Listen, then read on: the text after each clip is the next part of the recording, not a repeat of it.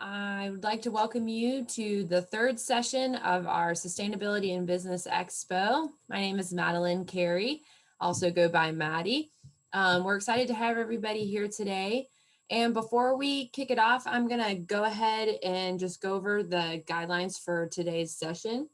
I ask that everybody keep your video off and your mic on mute. If you have a question at any point during the session, please just drop it in the chat. We want to get questions from you, so please just keep those questions coming in the chat. We might be able to answer them in the moment, or we might get to them later. But again, mic, videos on mute. All the chat and questions will go, all the questions will go through the chat. We're really excited to have you here. Just make sure you use kind and considerate language in the chat. And if your question is very detailed or needs a complicated answer, we may follow up with you after the session. All right, so I am going to stop talking and I'm going to turn it over to Miss Channelle James. Welcome. Hello, everybody. Thank you so much for coming. This is exciting for us because this is our actual podcast. You guys were going to be live for the world to see. Well, you won't be live, but we're going to take this live recording and we're going to put it on our podcast. Well, I've been doing this podcast for a year. My name is Channelle James. I teach at the University of North Carolina at Greensboro. My area is social and sustainable entrepreneurship. So all of my work is around how you can use entrepreneurship to make positive change in the community. So that's where I am. So I work with people, from people who are working in agriculture to food deserts to people who are working with those experiencing homelessness, to the arts, all the way to people you're going to see today who make the most luxurious lotions and soaps. We've got somebody who does that. And hopefully she's getting on here. We had a little technical difficulty, so we're going to see if she can get on here. But nonetheless, our goal with this podcast is to help students and the community see how important sustainability is and how entrepreneurship is actually an engine to get sustainability, to infuse it around the community, around the triad. My belief is that there's a lot of sustainability that goes on. People just don't talk about it. I started this podcast because my students challenged me. They said to me, Dr. James, you teach me all of these things in the classroom, but when it comes to actually doing it, I don't see a lot of it happening in the community. So my goal was to show some very easy, organic ways for, for everyone to actually see sustainability in focus, right? So the name of our podcast is Sustainable E, where entrepreneurship gets organic. And so I got a co-host, I got a production assistant, Ericka. Why don't you tell them, Miss Ericka Williams, tell them how you got here, how I pulled you in on this podcast.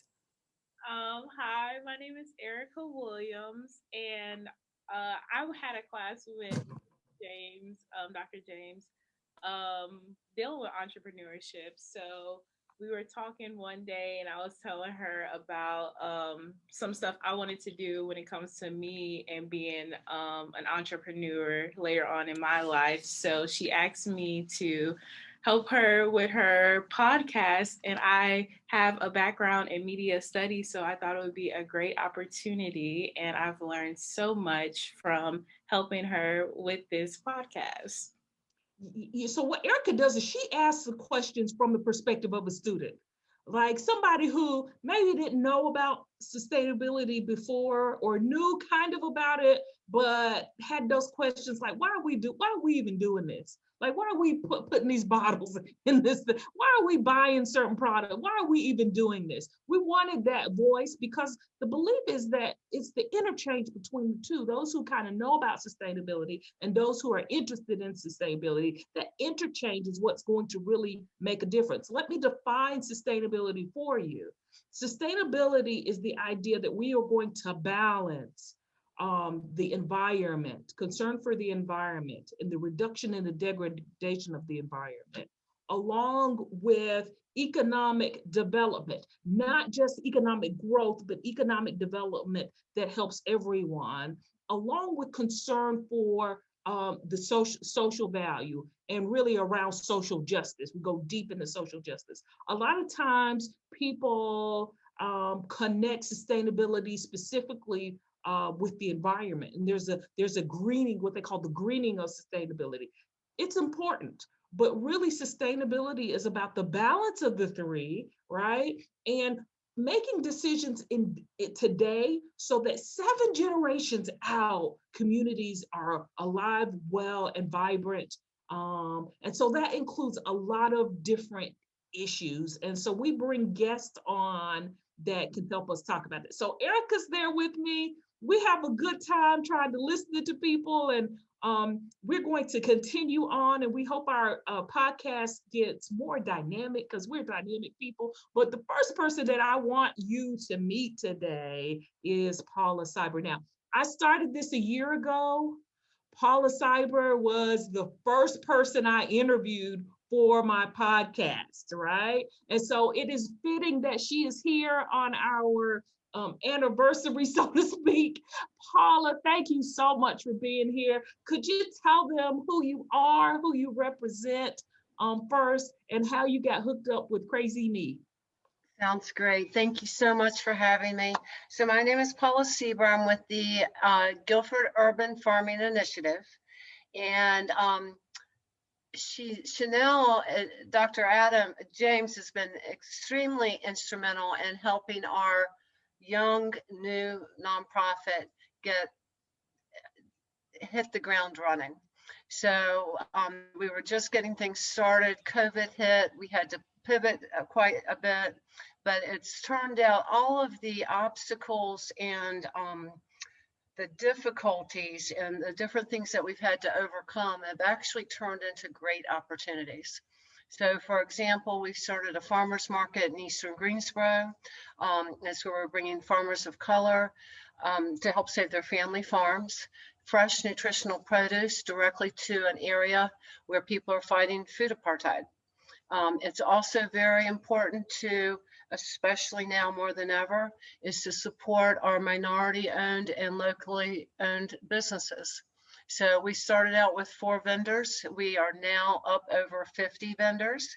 Dudley High School Marching Band will actually be out this weekend. So it's turned into a great opportunity with the community. People are setting up, and so we're supporting a lot of small businesses as well. In addition to that, we've had, and because of that opportunity, we were able to, in December, purchase produce from farmers of color and provide 900,000 pounds of produce to over 100,000 families in the month of December. Wow. So it's like one thing has led to the other. We're currently very, very involved in building an urban farm in the heritage Warnersville Heritage Community, which is a really important community here in Greensboro.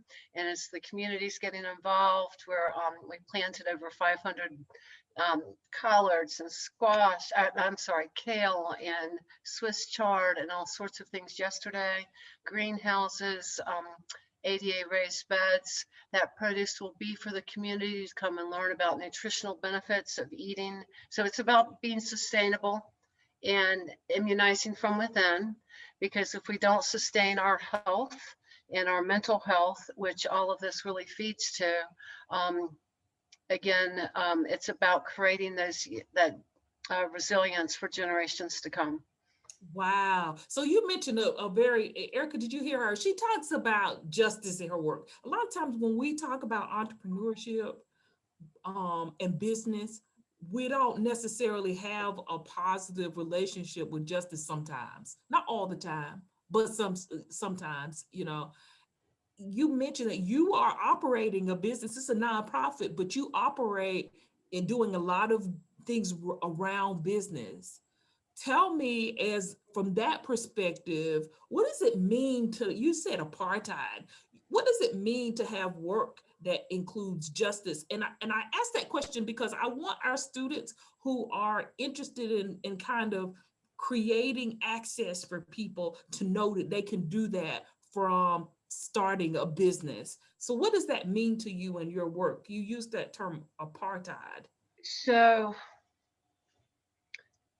for example, there are outlets for small and young businesses. However, they may not be feasible for everybody. We have had vendors that have to pay an exorbitant amount of a fee to join a market. They may not sell enough product to even pay for the fee. Therefore, they've lost money by attending that market. We have vendors that due to COVID, they've been laid off from their jobs, single parents. This is their only source of income. So to be inclusive and to help promote these small and upcoming businesses, our youngest vendor last year, she owns her own business at 16 years old. So she comes out and sets up. She also has an Etsy business. She was a freshman at Dudley High School, and she is working on, you know, her academic pursuits for college, etc. So it's about trying to overcome some of these obstacles that face so many different people. For example, I was in a meeting on Tuesday, and just the PPP loans.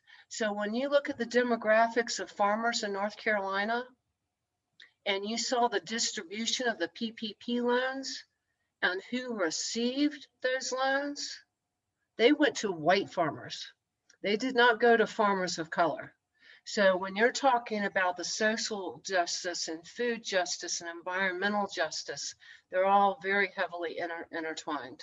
Yeah, so the idea from sustainable entrepreneurship, in order to provide that sustainability, sustainable entrepreneurship says we have to deal with that inequality.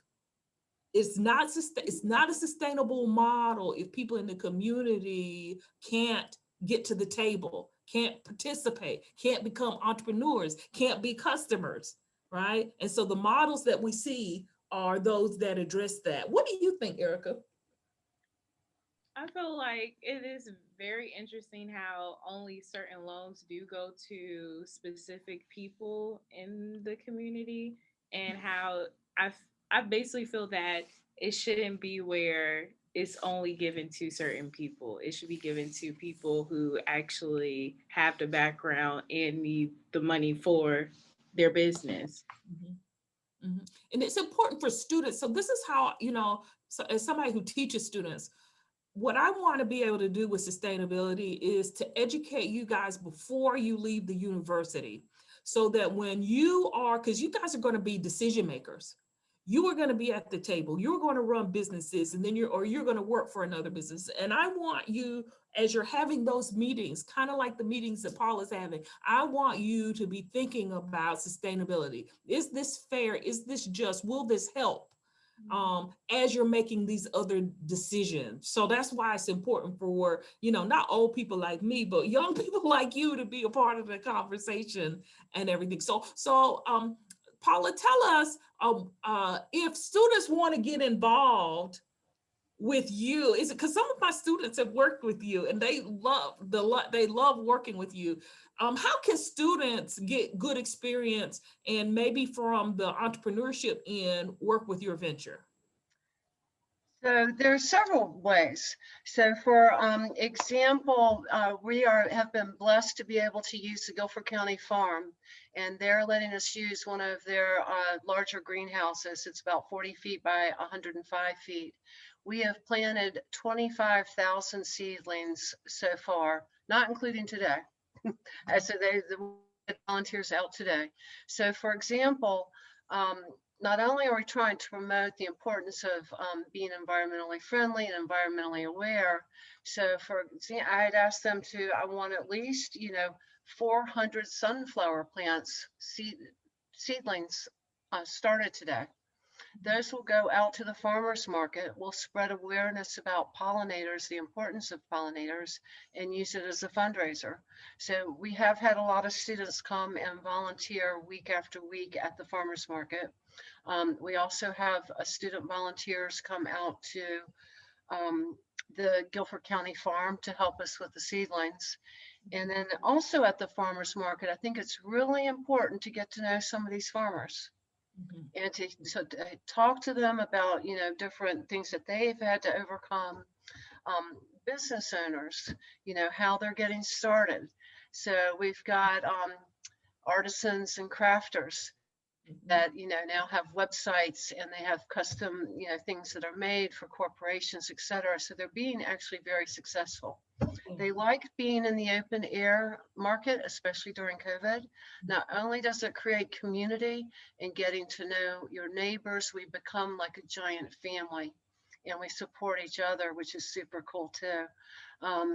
So it's a great environment. For example, I haven't tweaked my recipe, but if you looked over there, I've got about 20 fresh herbs, and I've got dead sea salt, and I'm making hand scrubs. So I want to just show for an example how easy it is just to make hand scrubs. It's going to cost about $2 in materials for a jar. And then I've seen them being sold on Etsy for like between $20 and $25 a jar. Yeah. So to just kind of like to demonstrate, you can do it. Yeah. And you can start, and anything big starts small. So we've had, I know plenty of people that have just started with just a few products, and they've grown and grown and have hired employees. And for example, I ordered something from somebody, they're 5 weeks out. They're working 7 days a week, and it'll be 5 weeks for delivery, that they are that busy. Wow. So that's another opportunity. We also have our urban farm that is in the Warnersville community. That's more hands-on agricultural experience. But to me, that does teach, it is wealth in the ability to grow your own food. There is wealth in having access to good, healthy, nutritional food. Yeah. There is physical wealth and mental wealth in eating well. And, because of all the healthcare disparities, et cetera. So, sustainability it goes beyond, just, entrepreneurship and environmental sustainability. It's about our own resilience and our own health as well. Very good point. And let me tell everybody what Warnersville is. Warnersville is one of the historic African-American communities here in Greensboro. During a time of segregation, that community was not only filled with families, but businesses. That upon desegregation, those businesses they went out of business. They didn't get the same customers, and eventually they didn't. So there's a strong history of entrepreneurship in this community. So just by being there, offering the opportunity, Paula is a part of helping to rebuild that sense in the community. And of course, she sees herself as a person who's embedded in the community. A lot of what we talk about in sustainable entrepreneurship is that the entrepreneur themselves has to be embedded in the community so that they can hear from the experts. The people who you work with are the experts. They are experts in their own situation. They are experts in what's happening in the community. So the wise entrepreneur works with those in the community to build the right solution. And that's a very good point, Dr. James, in that we have community connectors that are well entrenched and embedded in the community, and they have the trust of the community. So for listening to people, for example, diet-related chronic illnesses, fighting diabetes or heart management, heart health management, and things like that, for us to create curriculums around nutrition and how, good recipes for people, with diabetes and things like that too. So sharing not only the produce, but the preparation and the nutritional benefits that directly impact their physical and mental health. Right. Did you have a question, Ericka? I do have a question, but I also have a comment because I seen a post where basically it was like a healthy drink cost like $6 and then like a burger from McDonald's cost like $1 and some change. And it's crazy how in order to get healthy food, it costs more. So it's like when you do have like certain communities and areas that like don't have as much money and they want to eat, they'll take the option where it's basically the cheaper option. Like, and it's kind of sad. Like, you want to lose weight or you want to be more healthy, but it's like when it comes to your money, you can't really have that option unless you're growing the things yourself. Mm-hmm. And that's a big, and thank you for bringing that up, Ericka. That is so important because it is so much more cost effective in the short term. Now, in the long term, it's taking its health toll on you. Now, it's also really important to know that you can make that $6 healthy drink. You can come to our urban farm and pick some Swiss chard and some kale and you can make your own green drink. I've given the example before, one tomato has 70 to 150 tomato seeds. And from one tomato seed, you can grow a tomato plant. And on that tomato plant, you can get 40 to 70 pounds of tomatoes. So if you do the math, the seeds times the plant times the pounds of tomatoes off that plant.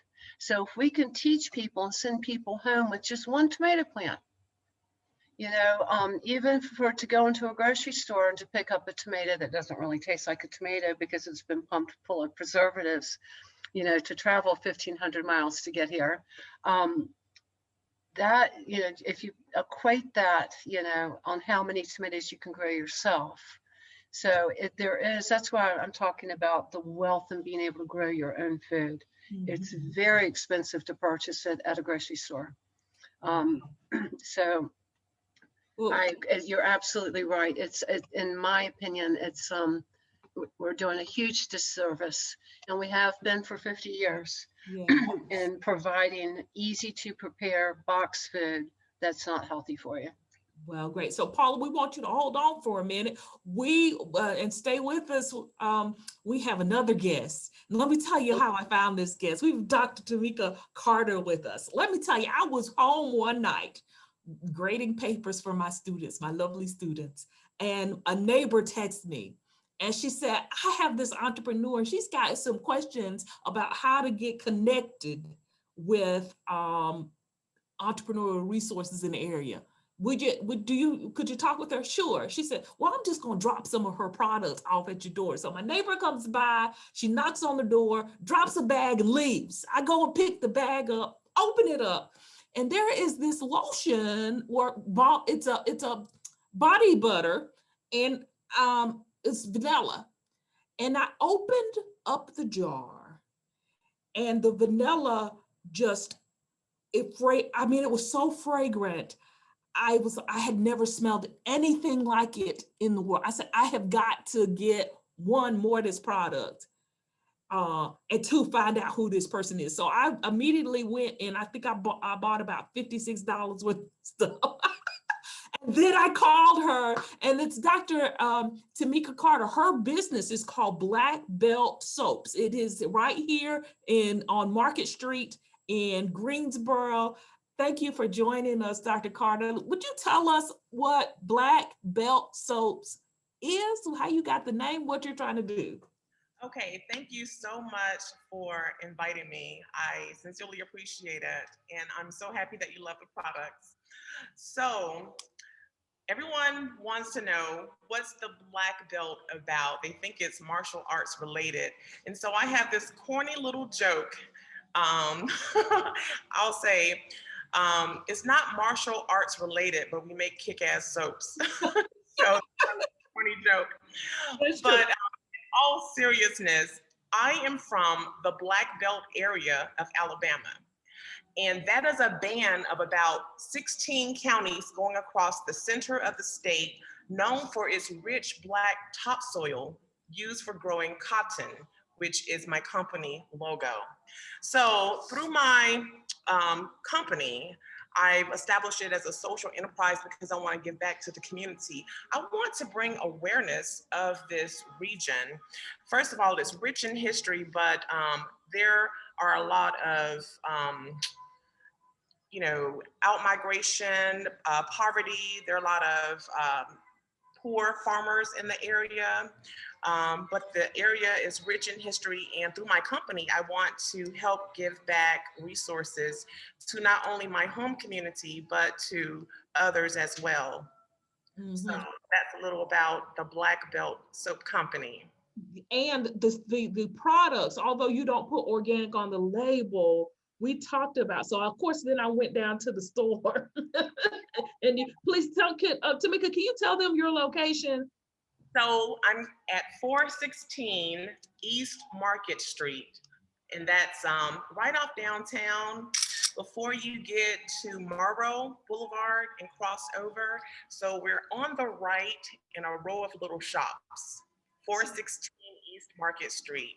So you've got to go down there and smell some of the products. And so once you smell the products, you're going to ask this question, what's in this? So her product, although she doesn't label it organic, it is made from natural products. Yes. So keeping with my agricultural background, I like to use a lot of fresh ingredients and local when I can find them. So I will use things like fresh produce. I have a soap that's made from fresh raw sweet potatoes. I recently made a soap from okra. I have a soap with cucumber aloe mint. And I actually puree these fresh ingredients in my Vitamix and pour them into my soap batter because if it's so good internally, it'll be really good externally on your skin as well. So I'm helping to help correct a lot of skin issues that people have from using products with lots of chemicals. So my products are really great for super sensitive skin. Well, we're going to have to connect you and Paula. Definitely, I would love to work with you, Paula. Well, and that's how a community of entrepreneurship works, right? That when we are community-focused entrepreneurship under the aim of sustainability, what people do is connect with others in the community because so much of the goal is how do we sustain communities that are faced with so much. There's so much in terms of what people are experiencing physically, mentally. They're experiencing a lot. So when we have products or services that meet those issues, we add to sustainability. If people aren't sustainable, then communities won't be sustainable. That's the reality of it. Yeah. So tell me this, Dr. Carter, when you look at your community, this Black Belt community, how has the lack of economic development, do you have any real examples of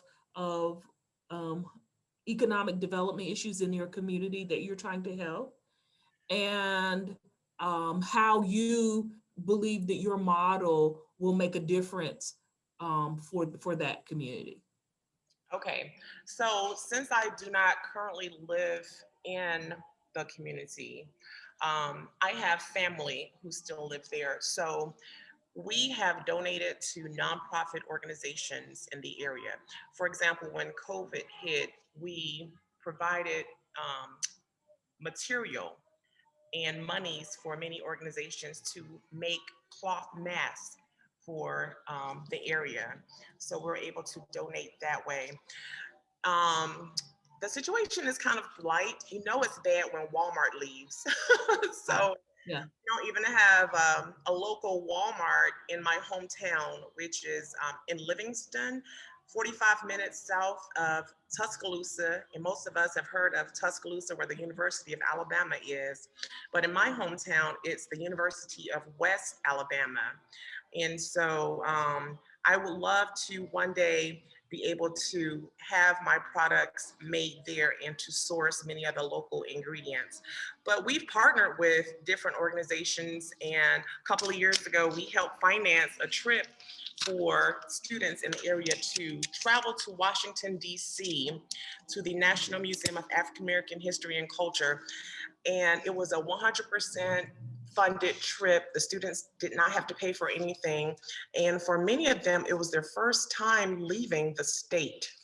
And we got a chance to tour Frederick Douglass's home and Anacostia, and to visit a lot of places, and they had a really great cultural experience, and we would love to do more of that. Yeah. So so you buy soap from Black Belt Soap, and you not only will have a product for yourself, but you will be making a difference for someone else, right? And can you hear me? Yeah, you're going out a little bit, but we got you. We got you. Okay. Partner with other businesses. So since we've opened our store December 1st, at the beginning of the year, we invite other small businesses in on Saturdays, and it's called a Small Business Showcase. So we want to help other small businesses thrive. So they set up in our store at no cost, and we invite our customers to shop with them. We promote them on social media, and I also interview them. And we ask our customers to follow them and just support them overall. And that's been a great way of connecting with the community and also being sustainable. Yeah, so a student could do that. A student who had an idea could set up, can do a pop-up in your store. And Paula says, what hours are you open on Saturdays? Okay, so our hours are Tuesday through Friday, 6 p.m., and on Saturdays from 11 a.m. until 5 p.m. Yeah, so Tuesday through Friday, and you're open till 6. Yeah. And then on Saturday. On Saturdays, we're open until 5. Good. We got that, and we'll do a little bit of editing on the fly side before we post this for the world to see.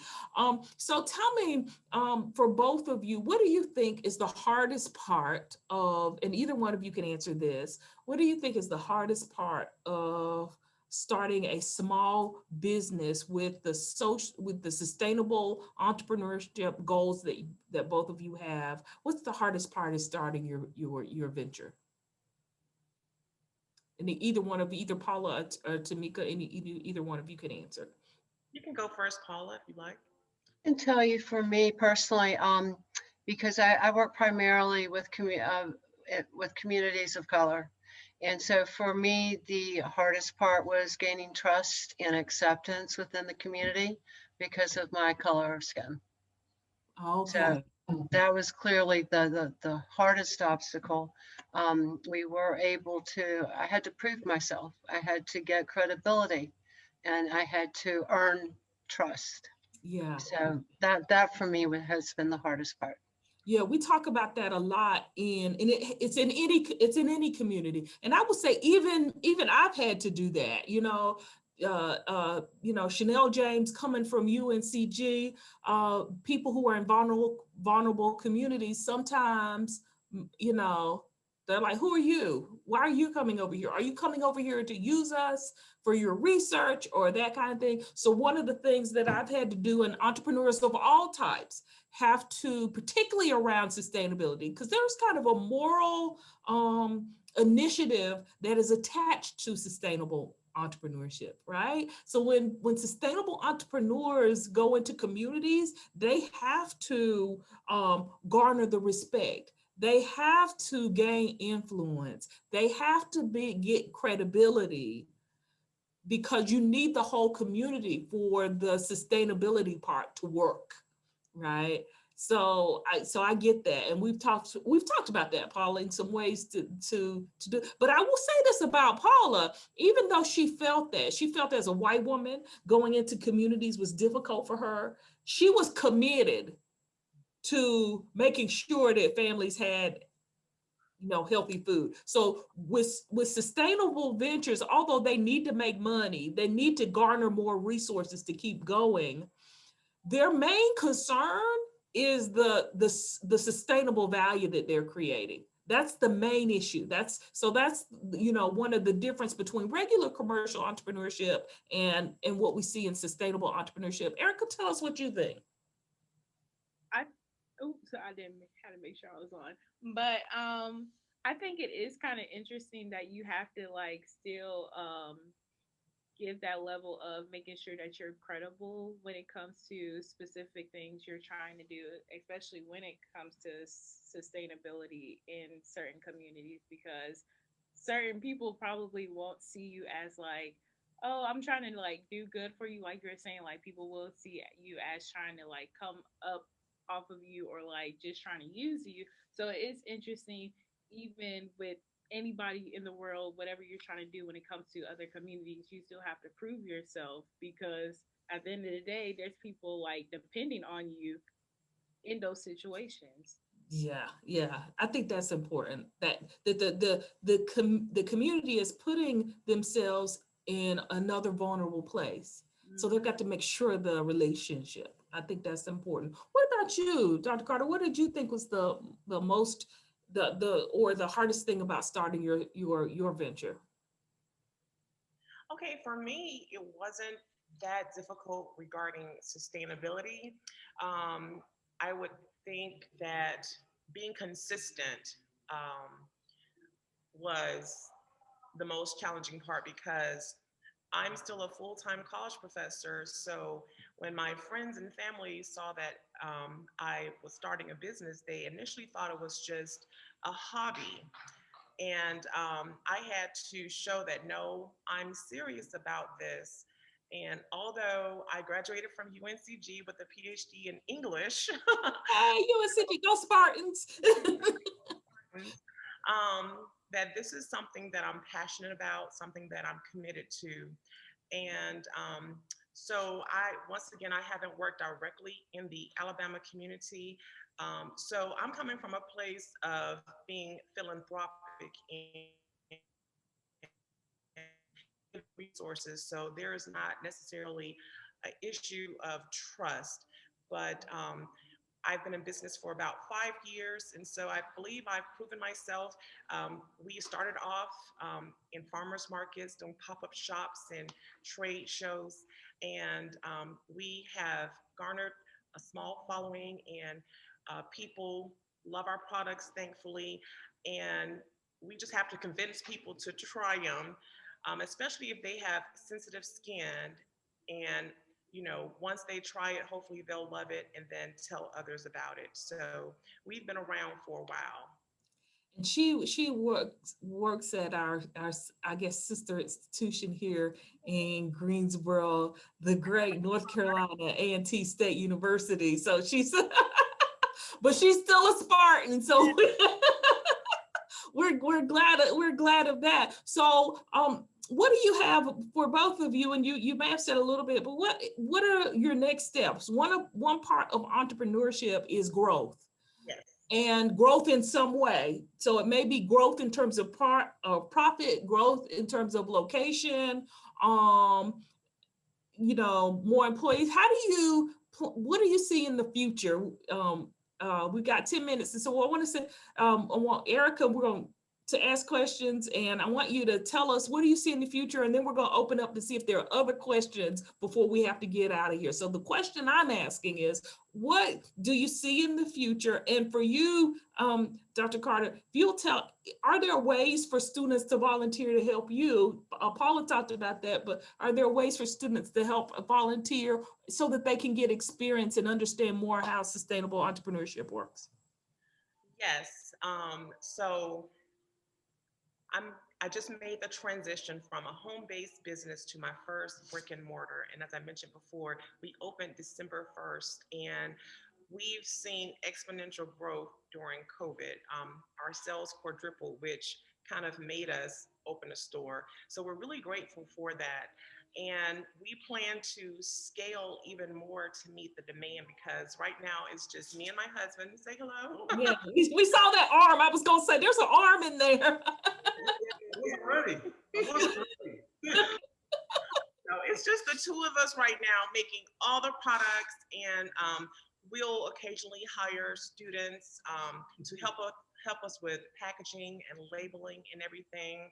But we are in the process of getting our HR policies in place, and we want to be, more professional about this and actually get people on the payroll. So we need help with marketing, social media stuff, all the things that people don't like to do when they wear 20 different hats. So labeling products, helping with marketing, all the things that will help keep us afloat and let more people know about us. That would be very, very helpful. So even sharing you on their social media posts would be helpful. Yeah. So absolutely. And we're going to make sure that everybody has your information so they can get in contact with you. Good student projects might come out of this. It's a good way to see an entrepreneur trying to help. And then we know that for Miss Paula, she talked about what we could do to get down to her place. And students, actually, when my students who have come and worked with you, they have fun. They have a lot of fun. So I don't know how much work is going on. It's work. Yeah, it's work. Okay. All right. Okay. Let me give Ericka a chance to ask any questions she wants. And then what we'll do is we'll open up to our guests and see if they have any questions. Well, one question I do have for somebody that is a young entrepreneur, what type of advice would you give them? Good question. Well, I would advise that you absolutely love what you do. Have a business model that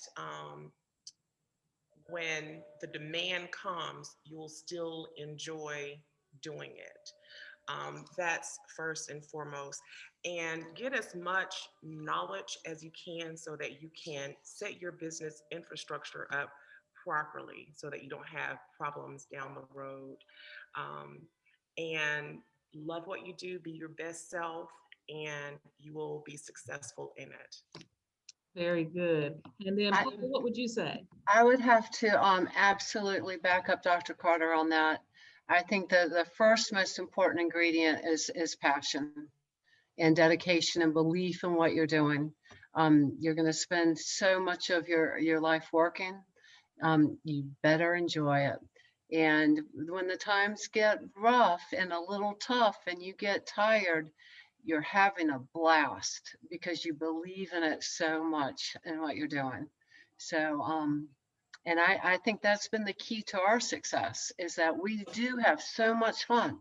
So we may have planted 10,000 seedlings in one day, but we had a blast. That's true. And then to see things like you can see behind me, to see the green pop through. So, and to see that turn into fruition. We had children out at the farm on Tuesday, and he's like, I planted that cabbage, I planted that broccoli, I'm watching it grow. And this was a 7-year-old little urban farmer in their little urban farmer t-shirt, Channelle. Yes. So anyway, it does passion. Yeah. And that passing that message on to young ones, I think they've got a great goofy t-shirt. I was hesitant, when I was advising about this goofy name. I said, I don't think you want to be goofy. And she stuck to it. She said, yes, I do. I want to be goofy. And it fits. So sometimes you can't listen to people giving you advice. That's one thing that entrepreneurs have to learn. So Ericka, do we have about 4 minutes before we have to close out. Do we have any questions from the audience? Ray Harper asks Dr. Carter, when was the moment you realized that this was the time to scale up? Okay, that is a very good question.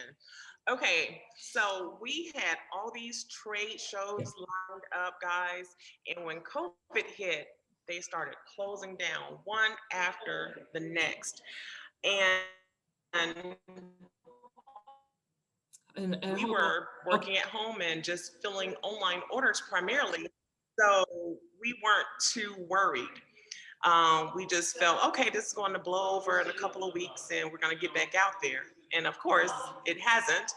But I knew it was time to scale when our online sales quadrupled. Guys, we were working out of our homes and we had to order so many supplies to the point where boxes were up to the ceiling, even in the garage, and we could barely walk around in the house.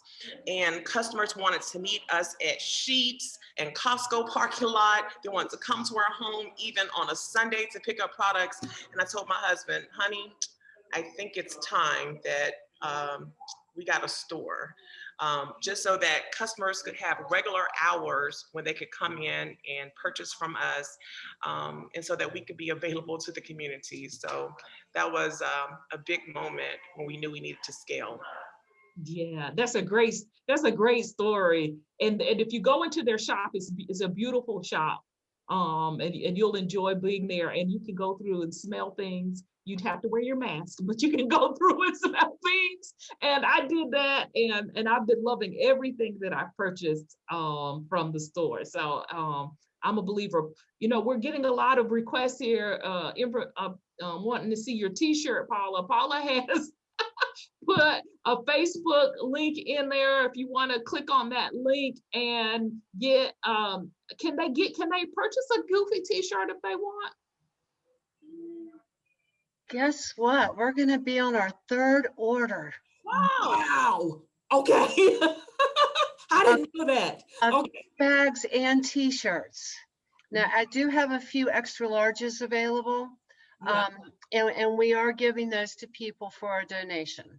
Yes. So, yes. It's a donation. All of the proceeds go back to help with Guilford Urban Farm Initiative. So right. Do you still have my T-shirt? I do.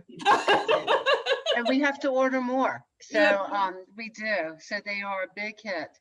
And the picture that I included, we do have a group of 10 children that make our children's urban farming club. And so we've had several activities with them. They'll come out after school and plant and work in the urban farm. And they're just having a blast. And it's just so great to see them so excited. Wow, this is great. So I do want to mention one real quickly. When we talked about scaling and for growth, we have been able to, we just secured 6 acres that we will be doing a total food production. And then that food will go for children experiencing hunger in Guilford County schools. Very good. Very good. Well, you know, we're about to run out of time. Paula, I want to thank you, Paula. I want to thank you, Temeka. Thank you so much for being here. And as always, my sidekick. Well, you're not my sidekick because you're running things. Actually, you keep me in line. So thank you so much, Ericka. I surely appreciate your being here. Everything you do to make sure that the Sustainable E podcast makes its way to the airways. It's because of you. Thank you, thank you, thank you. And so look out for our podcast. We'll be right back at you with something else from Greensboro, where we have the Sustainable E podcast, the University of North Carolina at Greensboro, where entrepreneurship gets organic.